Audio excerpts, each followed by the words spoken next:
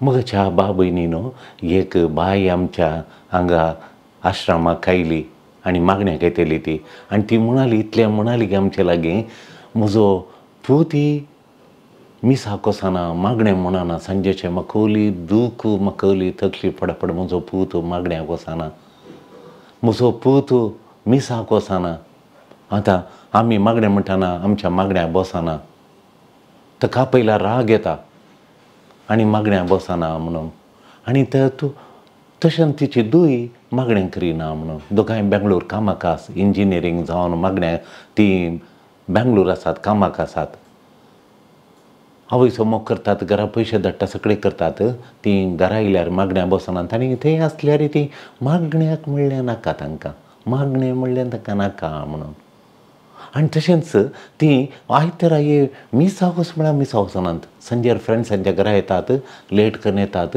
आनी न्हिदून आसता सकाळीं मिसाच्या वेळार उठून मिसा वचनात दनपारां परतून उठलीं आनी घरा जेवलीं मागीर परतून सांज जाताना भायर गेलीं लेट करून आयलीं तशें हें कितें जालां कित्याक अशें कर गायलां कित्याक गे म्हणून देखून आमी कली जाप दिवची मोगाच्यानो तुमी कली जाप दितात तिची परिस्थिती मोगाच्या भाव भयणीनो आमची परिस्थिती जाल्यार तुमच्यात घरा तशें तुजो तूं पूत या तुजीच तूं मिसाक वचना तुजीच सुद्दां मागण्याक सांजेच्या मागण्याक येना भितर येता बगेल घालून बसता मागण्याक येना मागणें कित्याक म्हणचें कोणें सांगलां मागणें म्हणून कित्याक मागणें म्हणचें कोणा खातीर मागणें म्हणचें खंय देव आसा म्हूण खंय सांगलां सगळीं मागणें म्हणटात की अशें तुका उलयतना कशें भगता मोगाचें न्हू देखून अशें उलयतना तुवें देखून ती म्हणाली हांवें कितें करचें तुमच्या लागीं आयल्या म्हाका एक सोल्युशन दिया पर्याय दिया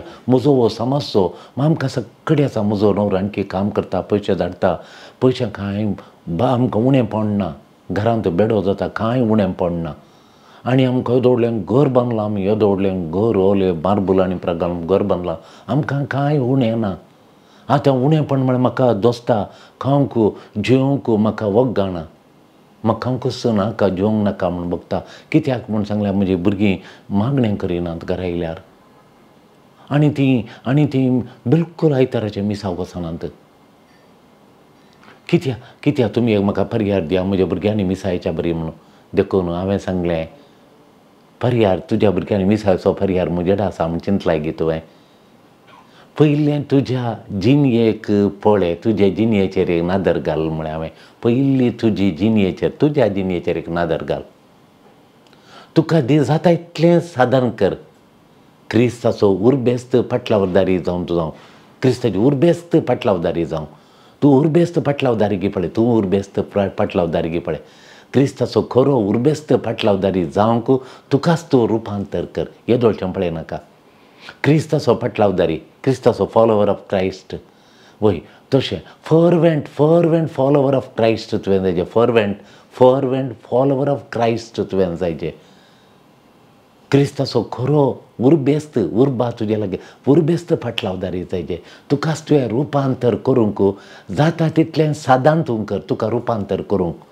जेजूचो खरो पाटलावदार उर्बेस्त जावन रुपांतर करूं आतां तुजी उर्बा म्हाका दिसना तुजी बावडताची उर्बा भुरगीं एक मागणें करनात म्हणलें म्हणून मागीर तशें एक तुका सोडलें जाल्यार मागीर कली उर्बा तुका क्रिस्तांवांच्या जिणयेची क्रिस्ताच्या जिणयेची कली उर्बा आसा तुका कल उर्बेस्त पाटलावदारी गी तूं उर्बेस्त पाटलावदारी गी म्हणून तुकाच पळय नाजाल्यार एक उर्बेस्त पाटलावर जावन तुकाच रुपांतर कर वच म्हळें तुका चलोवन व्हरूंक सोम्याक सोड तुका पयलें सोमी चलोवन व्हरूंक सोड तुवें सोडलां घरी एका रितीनी सोम्याक जाय जाल्यार बरी सोडून तुका चलोवन व्हरूंक तुवें सोडलां गे कितले पटीन तुवें तुजीच वाट धरूं गे कितले पटीन ताचो ताळो सांगता तुका ताचो ताळो म्हजो ताळो आयकून म्हज्या ताळाचो फाटलाव कर म्हळ्यार तुवें तूं फॉलो केला गी जेजूच्या ताळ्याचो फाटलो केला गी एक शेळयो जेजू म्हणटा म्हज्या शेळयेचें हांव नांव आपयतां म्हजो ताळो आयकून म्हज्यो शेळयो म्हजो फाटलावदार करता सोम्याच्या ताळोचो तुवें फाटलाव केला गी त्या ताळ्यान तुका कितें म्हणलें कितें बरें म्हणलें तो तुका येरांक कुमो करूंक तुका वापरता नाना रितीन तुका वापरता म्हूण तूं समजता गी येरांक कुमो करूंक येरांक कुमो करूं बावडता सो बावडतान बरोवंक येरांक कुमो करचें तुवें येरान ती बावडता येवच्या बरी तुवें कुमो करीचें देखून तुका नाना रितींनी तो ल्हान संगतींनी नाना रितींनी तुका वापरता एक दाया दाखोवन गी एक उत्तेजनाचें उतार उलोवन गी एक न्याय निती खातीर उलोवन गी सत उलोवन गी एक तितकेशें सोडजोड करून येरा लागीं सोडजोड करून समाधान हाडच्यान गी तुवें समाधान हाडच्यान तुका नाना रितींनी एकली मस्तू तेच्या घरा मरण जालां मोगाचें मरण जालां आनी ती मस्तू कश्ट जाता ताका दूख सोसूंक जायना एक बुजोवन दिवच्यान तुका देव वापरता तुवें वापरूंक सोडलां गी देखून तुज्या कुटुंबांतय आज सुरू कर तें करूंक सुरू कर आतां कितें करचें गे म्हळ्यार तुवें देवा वापरूंक सोड देखून पयलें काल मागीर ती 6-7 म्हयन्या उपरांत शेवटी म्हाका परतून मेळोवंक आयली आनी तिचें तें मस्त बदलावण म्हजीं भुरगीं मागणें करतात वांजेल वाचतात म्हणाली आयताराचे मिसाक येतात म्हणाली ती कितें म्हळ्यार आवय ती मस्त बदलावण आवयन तिणें कितें केलें गे म्हळ्यार तिच्या मांवाक ताच्याच घरा एक कामां सोदून सोडिल्लें तिची सासूमाई सरिल्ली पूण मांव आशिल्लो त्या मांवाक थंय पळोवचें नाका म्हूण घरा हाडलें म्हाका जेजू सांगता ताणें म्हज्या घरा येचें म्हणून ताका घरा हाडून तिणें बरी साकरी केली दुसरें कितें म्हळ्यार तांच्या आकय कडेन आनी परती उलयनातली तिका आकयच्या घरा वचून तांच्या घरा वचून तांचे कडेन उलोवन राजी जावन संधान जावन आयली मागीर तिच्याच भावाच्या बायले लागीं ती उलयनातली भावजे कडेन लागीं उलयनातली ती भावच म्हळ्यार तिका जायनातलें तिचे कडेन मोगान उलोवंक तिणें सुरू केलें तांकांय मोग दाखयलो आनी सांबार एका कुटुंबा लागीं तिका जायनातलें पूण तांच्या विशयान ती तांच्या घरा मात वचोना जाल्यार तांच्या विशयान पाड उलोवचें तांचे कडेन फेंकाड बांदून रावचें हें पुराय तिणें सोडलें तिणें परिवर्तन हाडलें पयलें काल एक तेर्स लंब एक तेर्स म्हणसो मात रावलो आतां तेर्सां सांगाता जिणी रुपांतर जाली जेजूची खुशी कितें गे म्हण ती समजाली मागणें तिचें गोंड जालें आनी त्या वेळार भुरग्यांक तें परिवर्तन दिसून आयलें भुरगीं आयिल्ल्या वेळार आवय दुसरीच दिसली स्पिरितान भरली आनी चेरक्याक तें पयल्या चेरक्याचें जिवन बदलालें आनी चेडवाक मागीर 2 म्हयने काणयले म्हणाली ती चोरको 3 म्हयन्यान ताका कळ्ळें आवय हांगा वर्क फ्रॉम होमाक आयिल्लो 1.5 म्हयनो जालो म्हजी जिणी पळोवन ताका हांवें मागणें कर रे ये रे मिसाव कोस रे म्हाका हांवें सांगचें हांवें रावयलें म्हजी जिणी पळोवन आनी घरा मांवाची साकरी करची पळोवन आनी म्हज्या न्हवऱ्याच्या कुटुंबा लागीं हांवें सोडिल्लो संबंद तो परतून धरन तांकां बरें उलोवचें तें पुरो आयकून म्हजो पूत पयलें परिवर्तन जालो मागीर पुताक पळोवन म्हजें दूय परिवर्तन जालें आतां ती परतून बरी मिसाक येतात मागण्याच्या स्पिरितान भरल्यान आनी हेरांक कितें गायड करतात जेजू लागीं येवंक मोगाच्या बाब भयणीनो आज जेजू आमकां सांगता आमकां आमचे थंय ताची सुवार्ता आमकां इंट्रस्ट करता आमच्या स्वाधीन दिता तुमी वचा आनी सगळ्या संवसारा वचा आनी स्वार्था प्रगट करा म्हळें आमकां सांगता जेजू आज जेजू स्वार्था दिता जेजूची स्वार्था काणून आमी ती संवसाराक जेजूची स्वार्था वांटची आमकां सोडटा खंय तुमकां स्विकार करूं ना थंय धूळ फापडा म्हणून सांग म्हणल्यार बरी आज आमकांय म्हणटा आनी तुमी येताना खाण जावन दी खाण जेवण व्हरनाकात आनी तुमी बॅगांक काडून व्हरनाकात फूड एंड बॅग ना तुमकां व्हरनाकात बॅगान भरून जायतल्यान दास्तान व्हरनाकात मागीर तुमी बेतकाडे व्हरा मैजेन केली अजापां करची कित्याक म्हळ्यार आमी गेल्ल्या कडेन अजापां करूंक आहात त्या बेतकाडेच्या बोळान देवान दिल्ली ऑथॉरिटी देवान आमकां अधिकार दिला अधिकाराचो संकेत ती बेतकाटी वापरून आमी सैतानाक दडोवंक पिडाक गुण करूंक बेतकाटी सोडूंक ना अधिकार दिल्ली पदवी दिल्ली बेतकाटी कडून आमी वचोंक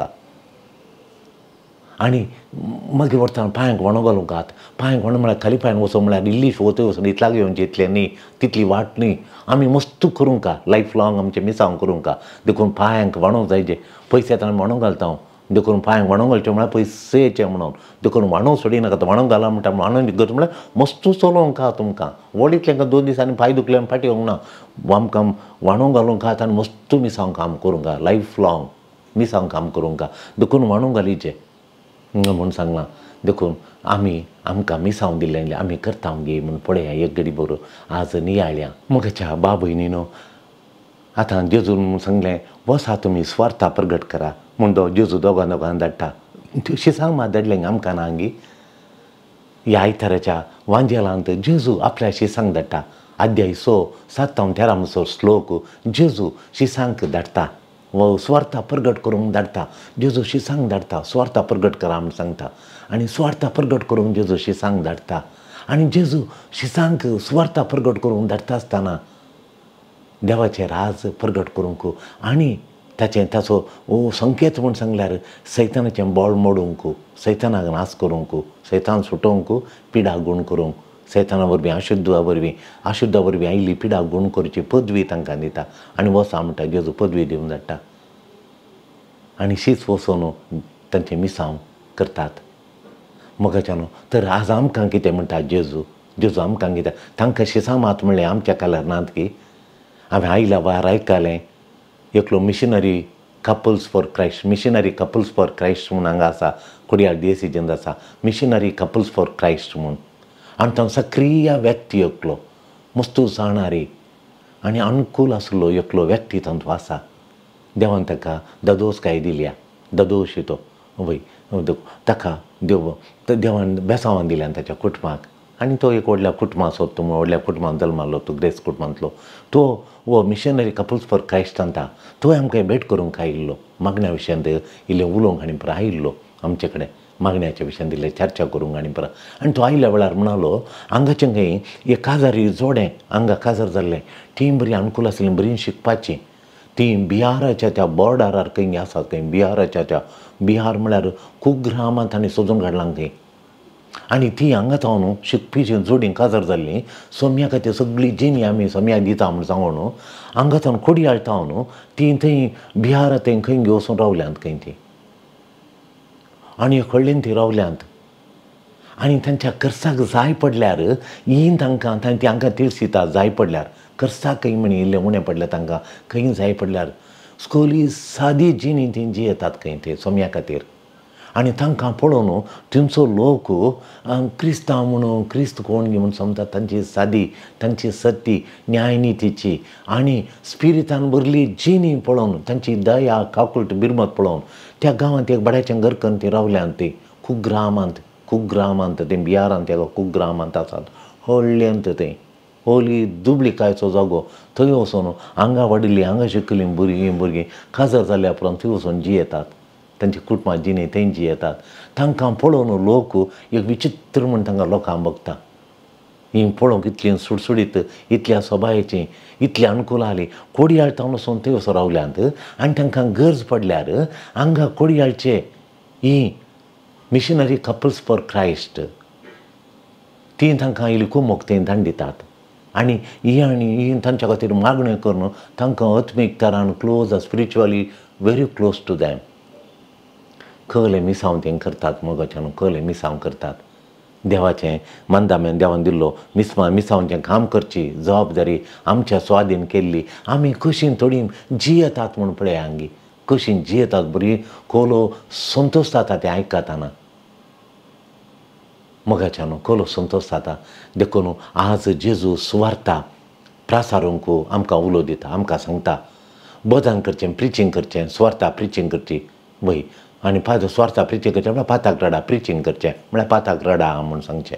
पाताक रड तें प्रिचींग एक उदाहरण दिवचें जाल्यार मागीर शिकोवन दिवची पाताक रडचें कशें म्हणलो विवार दिवन पाताक रडा आनी स्वार्था स्विकार करा जिणी बदल्या आनी देवाचें राज लागीं पावलां देवाच्या राजाचें संदेश म्हणल्यार तें बोधन करचें प्रिचींग करचें आनी तें शिकोवन दिवची. दुसरें एक बरें बोधन करचें दुसरें शिकोवन दिवची. स्वार्था कशी प्रस्कट करची म्हळ्यार शिकोवन दिवचें. शिकोवन दिल्या क्षण गुंडायक पाताक म्हळ्यार कितें देवाची खुशी म्हळ्यार कितें देवाचें राज म्हळ्यार कितें जिणी बदला म्हळ्यार कितें देवाचें राज स्विकार करा म्हळ्यार कितें म्हणून ह्या विशयांत गूंड शिकोवन दिवची. ती शिकोवन मेळटाना शिकोवन दितना जिणी परिवर्तन जावन क्रिस्ताचो बावडतो क्रिस्ताचो आमचो बावडतोचो दिवो पेटोवंक लागता गूंड तरान. तशें देखून तिसरें कार्य म्हळ्यार आमकां गूण करचें आनी देंवचार सोडोवचे सक्तेच्यो कोरण्यो सक्तेन भरिल्ल्यो कोरण्यो, ह्यो सक्तेच्यो वती सगळ्यो खोल्यो त्यो सक्तेच्यो कोरण्यो. पयलें बदान करचें, मागीर शिकोवन दिवचें, आनी तिसरें वर्त्या सक्तेचें वय डिड्स ऑफ पावर म्हळ्यार सक्तेच्यो सक्तेन भरिल्ल्यो कोरण्यो त्यो खोल्यो त्यो एक पिडाक फुटीन पिडाक गूण करची आनी देंवसार दोणाच्यो ह्यो पोदवेन सक्तेन भरिल्ल्यो कोरण्यो करच्यो. हें देवाचें रास प्रगट करचें हें आमचो दिसून येता. देखून ह्यो 3 कोरण्यो देवाचें राज बांदचें दाखयता. ह्यो 3 कोरण्यो प्रिचींग करचें, मागीर टिचींग करचें, शिकोवन दिवची, आनी सक्तेच्यो कोरण्यो करच्यो. ह्यो 3 कोरण्यो देवाचें राज बांदचें दाखयता. पयलें प्रिचींग, नंतर शिकोवन विवार एक्सप्लानेशन, मार्गदर्शन दिवचें हेरांक, डिरेक्शन दिवचें. तेन्ना सक्तेच्यो कोरण्यो अजापां हाडटा आमी, अजापां हाडटा, ह्यो कोरण्यो अजापां हाडटात आनी असो अर्थ आमी समजा जाय मोगाच्यानो. ह्या सक्तेच्या कोरण्याचो अर्थ आमी समजा जाय. तेन्ना देंवचार लागिल्ल्यांत गूण करून फाटीं नॉर्मल लायफाक कुटुंबां जिविताक फाटीं हाडचें. मात्र न्ही, फोकस आसा ताच्या जिणयेक होलिनेस हाडचें. मोगाच्यानो हें म्हळ्यार देंवसारा दोंडोवचें म्हळ्यार तांकां देंवसार दोंडोवचें म्हळ्यार खाली तांच्या आंगार आहलें सुटोवन तांकां तांच्या कुटुंबाक फाटीं हाडचें हें मात्र न्ही. तांच्या कुटुंबाक तांकां फाटीं हाडचें मात्र आटापूण ना. म्हळ्यार तसो ताचें गमान ताचें फोकस आसा तांच्या जिणयेचें होलिनेस, तांच्या कुटुंबाक फाटीं येता त्या कुटुंबाचें होलिनेस. अशुद्धपणांतलें खाण अशुद्ध आत्म्यांक सोडून तांचो शुद्ध जाल्लो आत्मो, त्या कुटुंबाचो शुद्ध जाल्लो आत्मो, शुद्ध म्हळ्यार होलिनेस म्हळ्यार पवित्रपण त्या कुटुंबाक हाडचें. हें आमी आमकां दिता. आमची जिणी पवित्र करची, हेरांच्या जिणेक पवित्रपण हाडचें, होलिनेस हाडचें. 12 जाणांक धाडटा, 12 जाणांक 12 कुळयो इस्रायलाच्यो, त्यो कुळयोंचो तांणी हे होली कम्युनिटी करचे. हे 12 कुळयो पवित्रपणान भरच्यो, होली कम्युनिटी करूंक जेजू धाडटा. अशुद्ध काडा तुमी, अशुद्ध आत्म्यान धाडा, शुद्ध आत्म्यान तांचें परिवर्तन करून तुमकां दिता म्हणटा. देखून होली कम्युनिटी रचूंक, होली कम्युनिटी पवित्र समुदाय रचूंक देव तांकां 12 जाणांक म्हळ्यार 12 जाणां सगळें इस्रायल आयलें. सगळें इस्रायल एक पवित्र कम्युनिटी, एक पवित्र सभा करूंक जेजू तांकां धाडटा. पवित्र समुदाय, पवित्र सभा बांदूंक तांकां धाडटा. देखून तांकां पदवी दिल्या गूण करूंक आनी खोट्या आत्म्या अशुद्ध आत्म्यांक अशुद्ध पिडेक थावन तांकां गूण करूंक आनी परत समुदायाक फाटीं हाडूंक समुदाय तें आनी पवित्र सभा रचूंक तांकां धाडटा. एक पवित्र सभा होली कम्युनिटी रचूंक तांकां धाडटा. तांणी अशुद्ध आत्म्या लागिल्ल्यांक भियेनासतना देवाची दया बिरमत दाखयता. अशुद्ध आत्म्याक आमी भियोवन जो हांगा थोडे फावटी अशुद्ध आत्म्या लागिल्ल्यांक हाडटात हांगा आनी तेन्ना आमी देवाची बिरमत तांकां दाखयता. आमी तांकां भियेना, देवाचे बिरमत आमकां दाखयता. जेजू म्हणटा बेतकाडी गया हांव म्हूण सांगता आनी पांयांक वणोंक घाला म्हणटा. बेतकाडी धरा म्हूण सांगल्यार आमकां पदवी दिल्या, आमकां अधिकार दिला, आमकां पावर दिला. तो पावर बेतकाडी आमकां ऑथॉरिटी दिल्या. तो ऑथॉरिटी आमची बेतकाडी, आमी ती बेतकाटी आमी हर एक दीस घेवचे. तो आमचो स्पिरीट वांजेल, आमची मागण्याची जिणीत आमची बेतकाडी ती दाखयता. आमकां पावर दिला हर एकल्यांक. देखून आमकां मोगाच्यानो आमकां ह्या जाकांक पावर दिला देंवचार दोंडावंक. देखून संवसाराचो नावाडीक एकलो प्रिचर नावाडीक एक्सॉसिस्ट हाचेर येता तुमकां. कथोलीक पवित्र सभेन नेमारलो आतां पवित्र सभेन नेमियारलो एक वर्तो एक्सॉसिस्ट म्हळ्यार देंवचार दोंडयतलो ह्या जाका. आनी तो ह्या जाक म्हणटा की ह्या जाकांक मात्र पदवी दिल्या देंवचाराक दोंडोवंक. देखून माथ्यार हात दवरून मागचें काम ह्या जाकांनी मात करिचें म्हणटा. एका दाडा हे मागण्याचे भाव ह्या मागण्याचे भयणी म्हणून अधिकार दिनातले, पदवी दिनातले, ऑथॉरिटी नातले मनीस सैतानाक दोंडोवंक हेरांच्या लोकांच्या सैतान लागल्यांच्या वयर तांणी हात दवरून मागल्यार तो मुनी ते सैतान तांच्या ताका मात्र न्ही ताकाय अटॅक करता, ताच्या कुटुंबाक अटॅक करता. तो दोशी हाडटा, पिडा हाडटा, तांच्या कुटुंबान तो दोशी हाडटा. देखून कोणेंच माथ्यार हात दवरून मागून जो ह्या जाकांक मात्र ती पदवी दिल्या माथ्यार हात दवरून देंवचार सुटोवंक म्हणून. हेरांनी कितें करचें? हेरांनी देंवचार लागलो सुटोवचो मागाज येतानी. मागणें मात करियेत, दिंबी घाल, प्राजीत कर, मागणें करियेत. माथ्यार हात दवरून देंवचाराक सुटोवचें तें ह्या जाका मात्र दिलां म्हणून तो एक्सॉसिस्ट पाद्र्याब आतां वॉट्सॅपाच्या ग्रुपांनी आसा, तुमी पळयत. आनी तो सांगता, परतून तो सांगता. ताचें बरप तांगेलें पुरो बरोवंक घाला तें तुमी वाचा. देखून कोणी तुमच्या हातार माथ्यार हात दवरून येजाक सोडल्यार येरांनी माथ्यार हात दवरून मागोवंक तुमी सोडी नाकात. खाली एक भयण आयिल्ली म्हणटाली, एकल्यान विचारलें खंय ताका, तुका हुशार ना न्ही, तुज्या हातार माथ्यार हात दवरून मागता, दाय कर हें नाका, दाय कर म्हज्या हातार माथ्यार हात दवरून मागचें नाका, तूं मागा नाका, हांव वचून ह्या जांका लागीं मागोवन आयल्या माथ्यार हात दवरून, तूं आमगेर येनाका म्हणाली खंय. ती सारकें तिणें सांगलें. देखून बेतकाडी म्हळ्यार तो अधिकार आमकां दिला. देखून मागीर दुसऱ्यांक खालें म्हळ्यार मोगाचें न्हू, वणो घालनाकात म्हळ्यार मस्त वाट आसा चलूंक. एका दिसाचें काम न्ही देवाचें राज प्रसार करचें, देवाचें राज प्रसार करचें काम देवाचें राज प्रसार करचें काम जिनी बोर आसा. देखून पांयांक वणो घाला म्हळ्यार मस्त चलोवंक काम न्हू अर्थ. देखून फुड्डू नाका, काण नाका, दुडू नाका, दुडी नाका, दुडवाचीं चिलां नाकात, पोती नाकात, बॅगां नाकात, काण नाका, देखून दुडू नाका. मागीर कालें म्हळ्यार देवाच्या प्रॉविडन्साचेर भर घाल म्हणून. कितले फावटी आमी येजाक एकाडे येता आनी एकाडे येता आनी आमकां थोडे फावटी जेवण आनी तयार येसाना, पूण कोणीय आमकां गेल्ल्या घरा ना म्हणून वाडटात आमकां. देखून वळख आशिल्ल्या घरांनी गेल्यार तीं वाडटात. देव आमी कांय भियेजें म्हणना, तांकां पिडा गुणकां मागिल्लीं घरां आसात, तांकां बरेंपण जाल्लीं, तांकां आशा येतात आमी घरा ये तांच्या घरा भितर आमी पांय दवरचें म्हणून, आनी बरें करून पळयतात. जेजून सांगलें सतत घरच ना बॅग आनी प्रा म्हणून. एक दोगलो मात्र म्हूण सांगलां, सांकेत सिंगल मायंडेडनेस, एकच शेवट एक दोगलो मात्र काणया बॅगांत परतून परतून मस्त वस्तूर काण वचून एक दोगलो म्हूण सांगल्यार, एक दोगलो म्हळ्यार तुमी खाल दाखय, एक दोगलो म्हूण सांगल्यार मोतींत एकच शेवट दवरचें, दुसरे परा शेवट आसो नजो, एकच उद्देश, एकच शेवट, एकच आशा, एकच इंट्रस्ट, एकच पर्पज, ती आसा जें म्हणटा, ती आसा जें म्हणटा जेजू. देखून तांणी गरजेवंतांची देवाचेर भार घालता आसतना तांणी गरजेवंतां संगी तांकां तूं गुर्तिसीचें कांय व्हरूं नजो. कांय जायतल्यान दरबस्त गेल्यार आमी वांजेलाच्या सुवार्थेक दरबस्त जमोवन काडून गेल्यार आमकां मागीर क्रेडिबिलिटी ना, आमचेर पातयेनी उणी जाता आनी आमची ऑथॉरिटीचेर क्रेडिबिलिटी आमी वगडयता, आमची ऑथॉरिटी आमी वगडयता, आमचेर आशिल्ली फातीन आमी वगडयता. आमी दास्तान केल्यार व्हडल्यो व्हडल्यो संगती, व्हडल्यो व्हडल्यो मेटिरियल थिंग्स आमच्या लागीं दवरल्यो जाल्यार आमची क्रेडिबिलिटी आमी वगडयता, आमची ऑथॉरिटी आमी वगडयता. देखून आमी एकच मतींत एक उद्देश वचेचें आनी जायतल्यो वस्तूरा फाटल्यान पळोवन नजो, वस्तू नाकात, तातूंत आमची क्रेडिबिलिटी चलता, आमची ऑथॉरिटी चलता, आमचेर लोकांनी दवरली फातींनी चलता. देखून आमी जाता तितलें जेजून सांगल्या बरी ताचेर जेजूच्या कितें वरिचें म्हणल्याचेर गमान दवरचें. मोगाचें न्हू, शिसांक जर तर गेल्ल्या वेळार सुवार्ता दिवंक गेल्ल्या वेळार तांणी शिसांक स्विकार केल्यार शिसांनी तांकां येवकार दिजय. शिसांचो सुवार्ता तांणी स्विकार केली, शिसांनी तांकां येवकार दिजे तांचो पाटलाव करूंक म्हणून. येवकार दिनातलें कोणी आसा जाल्यार तीं पिडेस्ता, अशुद्ध जाल्यान ती. कोणी जर तर सुवार्थेक स्वागत करिना जाल्यार तीं पिडेस्ता, तीं येवकार दिनातल्या तीं पिडेस्ता. देखून पिडेचें स्विकार दिना जाल्यार आमी रिटालिएट करूंक ना.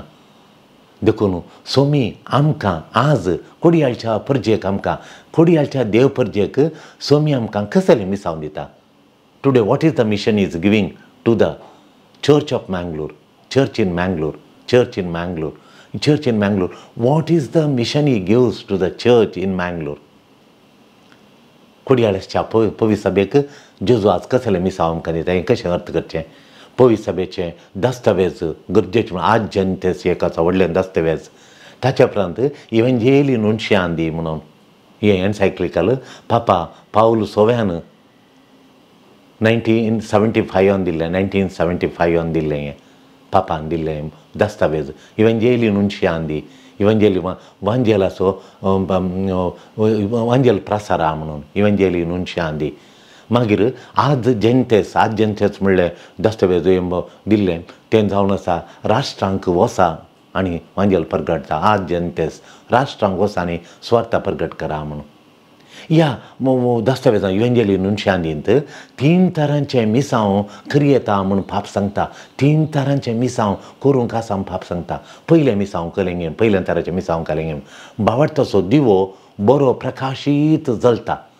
थोड्यांचो बावडताचो दिवो हांकां हांचें मिसांव केलें, हांकां मिसांव केलें. वो बावडताचो दिवो पेटता कोडयाळान जायत्या जाणांचो दिवो बाबार्थ घट्ट आसा तो प्रकाशीत परजळटा तांच्या उतरांनी तांच्या सालींनी तांच्या जिणयेंत बाबार्थान बरयलीं खरी क्रिस्तांवां हीं कोडयाळान पळोवंक मेळटात.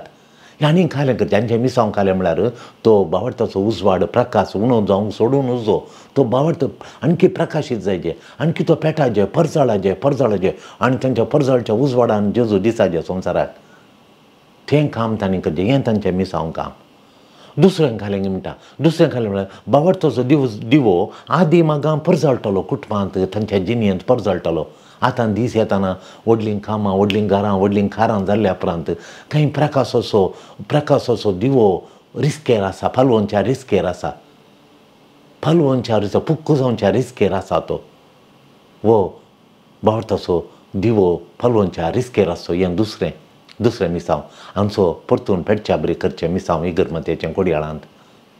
आनी तिसरें जावन आसा बाबार्थाचो दिवो मेळोवंकूच ना तांकां पावो जावना. कितल्याश्या जाणांक क्रिस्तांव वांजेल म्हळ्यार कितें गोत्तू ना जेजू म्हळ्यार कोण गोत्तू ना थोड्या कडेन क्रिस्तांव म्हळ्यार तूं गोत्तू ना कळीत ना तांकां बाबार्थाचो वांजेलाचो सुवार्थ तांकां परगट पावाजे तांकां पावाजे हीं 3 मिसांवां आसा म्हूण सांगता. आतां कोडयाळांत पयलें मिसांव म्हळ्यार थोड्यांचो बाबार्थाचो दिवो बरो परजळटा तो आणकी परजळाचे. कसो तो परजळचो गे म्हूण आमच्या मंगळुरांतल्या लोकांतय पयलें 2 तरांचो बाबार्थ दिसून येता. एक बाबार्थ परजळचो आनी बाबार्थाचो दिवो कुरवंचो थोड्यांचो बाबार्थ कुरवाता. हें कशें जालें म्हळ्यार बाबार्थाचो परजळटा आनी जळटा तो मुंदरची जाय आणकी जळोवंक आनी तो पेटोवन ताचो प्रकाश मेळोवंक हें मिसांव करीचें कोडयाळच्या लोकांनी करीचें. दुसऱ्यांक घालें म्हळ्यार बाबार्थाचो दिवो कुरवाता थोड्यांचो कितल्या जाणांचा पयलीं हांवें सांगलें एक आवय रडली ती मागणें म्हणनात मिसांव वचनात बाबार्थच ना म्हणली तांकां तो कुरवंक सुरू जाला.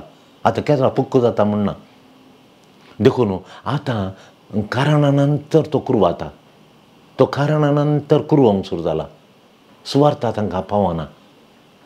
वय देखून बाबार्थ पयलें बरो पेटोवन आलो आतां तो बाबार्थ प्रकाशीत ना तो परत जळाशें करचें मिसांव कोडयाळच्या देसी जिनातींक घेवचें तो परत जळावचें बरें करूंक आदी मागां जळटलो आदी मागां प्रकाशीत आसलो तो बाबार्थ नाना कारणां आसूं पुरो सामाजीक आर्थीक आनी कली सो आनी कल्चरल सांस्कृतीक कार्यां आनी कारणां आसूं पुरो हांकां लागून बाबार्थाचो दिवो तो कुरवोन आयला केदाळ तो पुक्क जाता म्हणलें गोत्तू ना ताच्या पयलें तो परत जळाशें करचें मिसांव कोडयाळच्या देसी हातींक घेवचें.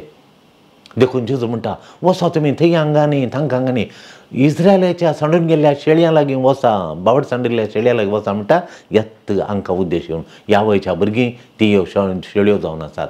इस्रायलाच्या कुळयोच्यो सांडून गेल्ल्यो शेळयां लागीं वसा बाबार्थ उणें जाल्ल्यो बाबार्थ पुक्क जावच्या रिस्केर आयलो तांचे थंय वसा हांकां वचनाकात बाबार्थ आसा पूण तो पेटना तांचे लागीं वसा म्हणटा जेजू म्हणटा त्या शेळयां लागीं वसा म्हण.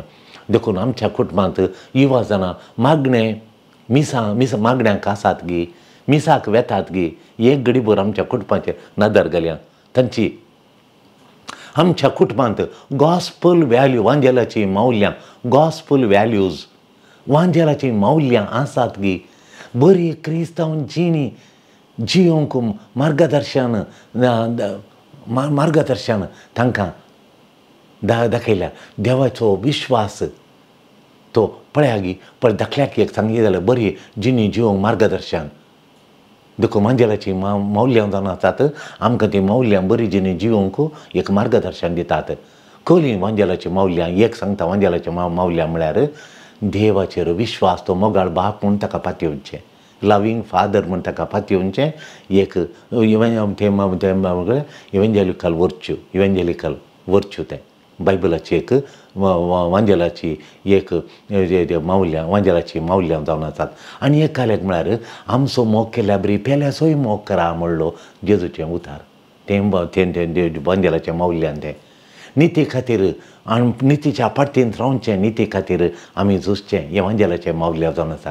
गरजेवंतांक पावचें गरजेवंतांक सेवा दिवची हें वांजेलाचें मौल्यां जावन आसा. देखून मोगाच्यान हीं मौल्यां आमच्या कुटुंबांत आसात ही वांजेलाची मस्त मौल्यां आसात ती माऊली आमच्या कुटुंबात आसात गे. देखून हे बावार्थ आणखी जोड अशें करता, बावार्थ आणखी परसाळ अशें करता. ह्या माऊल्या द्वारे आमचो बावार्थ परजळटा. हें कशें करचें बावार्थ परजळचें? हें मागण्या द्वारे देवाचे उतार ध्यान करून रितीरेंक वचून युट्यूबार रितीरे आसात, याजकान दिल्ले सरमांव आसात, याजकांचे सरमांव आयकून जिनी परजळच्या बरी करचें, तेन्ना जिनी परजळटा. हें एक. दुसरें म्हळ्यार आदी म्हाका तो बावार्थ परजळटालो, आतां कुरवाता. आयच्या वांजेलां सोमी सांगता, सुकोवन गेल्ल्या शेळया लागीं वसा. तुका हें सोमी सांगता म्हणून चिंताय गी. आमी आज हर एकल्यान चिंताचे, सोमी म्हाका हें सांगता गी, तुज्या कुटुंबाच्या भुरग्यांक, सैऱ्या देऱ्यांक, इश्ट्रा मंत्रांक, शेजाऱ्यांक इत्यादी तांचे लागीं वचोंक, तांचो बावार्थ कुरवाता, तुका वचोंक देव आज आपयता गे म्हणलें चिंत. मोगाच्या न्हू, तुका बावतिजम मेळ्ळा, ताचे उपरांत तुका क्रिस्म मेळ्ळा, तुका पवित्र प्रसादय मेळ्ळा. आतां तुका एक विशेश जबाबदारी आसा. सोमयाचो वांजेल आयकून ताका तुवें प्रतिक्रिया दिवचें. आज आयतारा सोमयाचो वांजेल तूं आयकचें, आयच्या आयतारा तुवें वांजेल आयकचें आनी तुजी प्रतिक्रिया दिवचें. कितें म्हळ्यार तुका बावतिजम मेळ्ळा, तुका क्रिस्म मेळ्ळा, ताच्या मागीर तुका पवित्र प्रसाद तुका मेळ्ळा. देखून जेजून तुका इतलें गूण तुज्या बावार्थाक विशेश जबाबदारी सोमयान दिला. आयचो वांजेल आयकल्या उपरांत तुवें प्रतिक्रिया दिवचें, जेजूचें मिसांव हांव कशें करता म्हूण. देखून तुजे बरी बावार्थ आसल्या लागीं तुकाय बावार्थ आसा आनी एकल्यांक तो बावार्थ आसा, ताणें बावार्थ आसा पूण परजळना. ताका एका रिती एक विशेश रितीन तांकां दिवचें, तांकां बावार्थ दिवचें तुज्या स्वाधीन सोमयान दिलां. तांकां कसो म्हणी तुवें सुवार्ता तांकां पावयचें, तांकां सुवार्ता पावोवची जबाब तुका पावोवचें तें काम तुज्या स्वाधीन सोमयान दिलां. तुका इंट्रस्ट केलां, तुज्या स्वाधीन दिलां. तांकां तें वांजेलाचें तांकां वचून पावयचें, तुवें देवाची सुवार्ता तांकां वचून पावयचें, हें काम तुका इंट्रस्ट केलां, तुज्या स्वाधीन दिलां. देखून आवय बापायनी वांजेल तांच्या भुरग्यांक लागीं शेअर करी जाय. आवय बापायनी वांजेलाचें सुवार्ता तांच्या भुरग्यां लागीं शेअर करीचें. इश्टांनी आनी एकलो इश्ट देवाचे उतार प्रसार करता, शेअर करता. थोडे फावटी म्हणजे हांवें आयकलें कॉलेजीन, मेडिकल कॉलेजींत एका टिचरचो पुतो धाकटेर आसलो. सगळी वाट म्हाका बसार येता सांगून आयलो, तो कसो हेरा लागीं शेअर करता गे म्हूण. आनी शेअर करतना हांवें दुसऱ्यांक सांगलें, तुमी वसा ताच्या लागीं, तो देवाचे उतर उलयतना जाल्यार तुमचो बावार्थ परजळटा म्हणून. हेरा धाकट्यारांक म्हजेरचेर उलोवंक आयल्यांक हांवें सांगलें, ताच्या चर्ची लागीं वसा, तो देवाचे उतार प्रगट करता म्हणून. ताका देवाचे उतार सरमांव आयकोनचे, वॅटिकनाचें जावन आयिल्ले सरमांवांनी आयकून ताणें गूण करून काणयल्या ताची समजोवणी. तो धाकटेर बुजोवन मेरिटान ताका मेळ्ळी देखून तो वांजेल वाचून उडास दवरता आनी तें ताचो मिनींग कालें सोदून काडून हेरा लागीं तो शेअर करता. देखून तुमी तुमचे इश्ट देवाचे उतार उलयता जाल्यार, शेअर करता जाल्यार तुमी देवाता त्याच्या लागीं आनी समजोवन काणया. दिसपट्ट्या जिणेंत आमी जाणाव जायते क्रिस्तांव बावार्थी विसरतात, पूण सोम्याची सुवार्ता तांकां वळखना. जायते क्रिस्तांव बावार्थ विसरतात. बावार्थ आसा, बावार्थ तूं क्रिस्तांव गे म्हळ्यार उक्त्यान सांगतात हांव क्रिस्तांव म्हणटा, पूण तांचे तें सुवार्थाची वळख ना तांकां. सुवार्ता म्हळ्यार कितें गोतूना, जेजूची वळख गुंडायन गोतूना, जेजूचें मिसांव, पवित्र सभेचें मिसांव तांची वळखूच तांकां ना, तांकां अर्थ कळीत ना. थोडे साक्रामेंत स्विकार करतात, मिसाक येतात, साक्रामेंत स्विकार करतात, पूण गूढ विश्वास दिसून येना. तांचे तें गूढ विश्वास दिसना. देखून देखून दिसून येता जायती दिसपट्टी मागणी म्हणनात. हें दिसून येता की दिसपट्टी मागणी ती म्हणनात, आयताराची ते मिसाक वचनात. देखून सुवार्ता ती स्विकार करिनात, देखून ती मिसाक वचनात, तांकां गूण कळना. देवाचे उतार आयकनात, साक्रामेंत स्विकार करिनात, देवाचे उतार ती आयकनात. आनी काळीज तांकां देखून तें काळीज एका तरान काळीज तांचें दरून काळीज जाता, दरून काळीज. देखून आमी आमचे थंय सुवार्ता ती आमच्या आदीन दिल्या सुवार्ता ती सदांनी ते गूंड बावडताना आमी वाडोवंक सोडल्यार आमचे थंय देवाची सुवार्ता सदांनी ती गूंड तरान बावडतान वाडोवंक सोडल्यार मागणी आनी देवाची खुशी करूंक आमी सोदीचे, मागणी म्हणूंक आमी वाट सोदीचे, देवाची खुशी करूंक आमी सोदीचे. तेन्ना देव आमकां वापरता, म्हाकाय वापरता, तुकाय वापरता. देवाच्या कुटुंबाक सर्वल्ल्या बावडत्या लागीं अस्कत आसल्या लागीं बावडत वांटून घेवंक म्हाका बळवंत करूंक आनी थंगचो अस्कत जाल्लो बावडत कोणसो बावडत अस्कत जाला थंगचो बावडत बळवंत करूंक म्हाका धाडटा. केदाळा हांव देवाची खुशी करूंक, देवाची खुशी करूंक हांव सोदतां आनी मागणें गूंड मागणें करूंक हांव वांटो सोदतां, देवाची खुशी करूंक हांव सोदतां. तेन्ना देव म्हाका वापरता. बावडतान बळवंतांतल्यानचो बावडत बळवंत करूंक म्हाका वापरता, थंय धाडटा म्हाका मिसांव करून धाडटा. म्हाका न्हू इवेंजेली नुनशांदी सांगता तिसरी वाट इवेंजलायजेशन करूंक कोणाक गी म्हूण. इवेंजल आज आमी मिसांव काम करचें कोणा खातीर गी म्हळ्यार वांजेल उजवाड तांकां येदोळ पर्यंत मेळोंकूच ना, येदोळ पर्यंत मेळनातल्या लोकांक तांकां वांजेल म्हळ्यार खंय कळीतच ना आनी तांकां सुवार्थाचो उजवाड आमी व्हरून वचाचें, सुवार्ता व्हरून वचाचें, जेजूची सुवार्ता तांकां व्हरून वचाचें. देखून हें कोणें करचें काम? हें जेजू खातीर जिणी संपूर्ण जिणी समर्पीत केल्या पळय तांणी रिलिजियस भाव भयणींनी आनी याजकांनी तांणी स्वार्था खातीर जेजू खातीर संपूर्ण जिणी ताका स्वाधीन केल्या, ताका सरेंडर केल्या आनी तांणी हें मिसांव काम हातीक घेवचें. बावडत तसो बावडत मेळनातल्यांक तांकां बावडत दिवंक जेजू तांकां धाडटा आनी तांकां ह्या मिसांवांक वापरता. देखून तूं आज नियाळ करचें, तुवें आनी आमी नियाळ करचें. सोम्यान म्हाका दिल्लें आमंत्रण, सोम्यान तुका दिल्लें आमंत्रण इवेंजलिस्ट एक इवेंजलिस्ट जावंक, एक मिसांव वावराडी जावंक तुका दिल्लें आपोवणें आज हांवें तुवें नियाळ करचें. आमकां खरें एकल्यांक एक मिशनरी जावन दिल्लें आपोवणें पयलें आमच्या जिणेक आमी पळोवचें आनी तुका जाता तितलें साधन करचें. क्रिस्ताचो उर्बेस्त आनी फर्वेंट फॉलोवर ऑफ क्रायस्ट जावचें, क्रिस्ताचो उर्बेस्त पाटलावरी जावचें आनी तुका उर्बेस्त पाटलावदारी जावन तुकाच तुवें रुपांतर करचें. जाता तितलें साधन करचें. हें तुजें मिसांव. तुका सोलोवन व्हरूंक सोम्याक सोड, ताचो ताळो फॉलो करूंक सोम्याक लागीं कृपा माग, तुजो ताळो आयकोन तो जियोंक म्हाका कृपा दी म्हूण. आनी तुका हेरांक कुमो करून नाना तरांनी सोम्याक वापरूंक आशेता. सोमी तांकां स्वार्था दिवंक तुका आपयता. तूं तांकां देव सोम्याक तुका वापरूंक सोड. तुज्या कुटुंबांत हांव सुरू कर, तुज्या कुटुंबांत पयलें मिसांव काम सुरू कर, वांजेल दिवचें काम तुज्या कुटुंबांत, मागीर तुज्या सैरेदाऱ्यांत इश्टा मंत्रा थंय वांजेल दिवचें काम सुरू कर. तांचे खातीर तूं माग, देवाची कृपे थंय गणनें दी. देवाची कृपा तुका थंय वच म्हणटागी, हांगा वच म्हणटागी ताका गणनें दी, तूं ताका एटेन्शन दी. तेन्ना तुका कळीत जाता जेजूचो जोडसो मोग तांकां ती कोण पळय इगर्जी वचनात तांचे थंय जेजूचो जोडसो मोग तांचे थंय. देखून जायत्यांचो थंय जेजूचो मोग परजळटा.